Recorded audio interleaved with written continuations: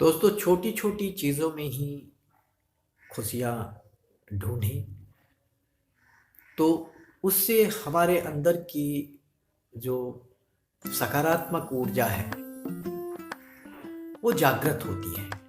मैं एक दो उदाहरण जो मैंने देखा है अपनी ज़िंदगी में वो मैं आपसे साझा करना चाहता हूँ। एक बार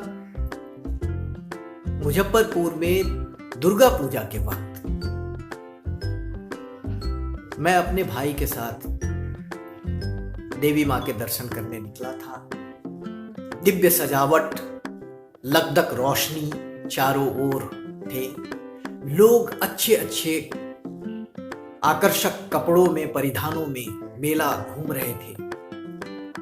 एक चाट की दुकान पे मैं और मेरा भाई रुके चाट खाने के।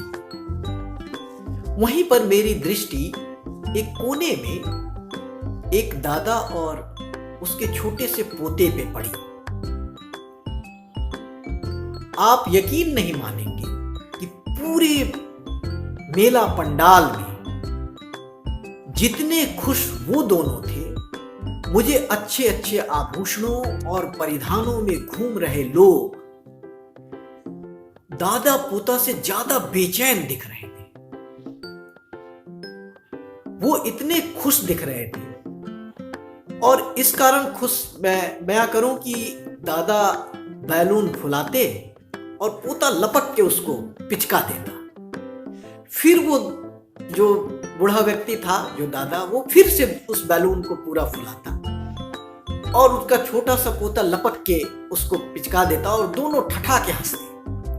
तो मुझे पूरे मेला परिसर में जहां जहां मैं गया उतना खुश कुछ नहीं दिखा। मुझे लगा कि अंदर से दोनों खुश थे। जो भी उनके पास था उसको लेकर वो इतने खुश थे। एक उदाहरण मुझे और याद आ रहा है। मैं पटना जू घूमने गया था। वहां जिराफ के पिंजड़े के पास बेंच पे एक नवविवाहिता जोड़ा बैठा था और उनके सामने मूंगफली रखी हुई थी। पति एक मूंगफली तोड़ता, उसके सारे दाने वो अपनी नवविवाहिता पत्नी के हाथ में दे देता। पत्नी दूसरा एक मूंगफली तोड़ती और उसके सारे दाने वो अपने पति के हाथ में देती।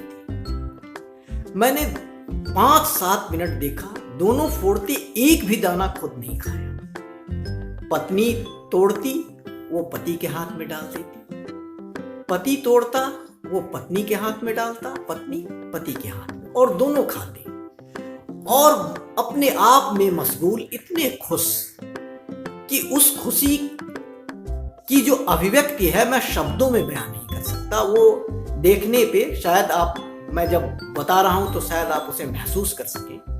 वो आंतरिक अनुभूति थी कि इतने खुश थे दोनों। तो ऐसे ही रिश्ते दिव्य बनते हैं। ऐसे ही दिव्य रिश्तों में सकारात्मक ऊर्जा आती है और उसी से सृष्टि में अच्छी चीजों का सृजन होता है।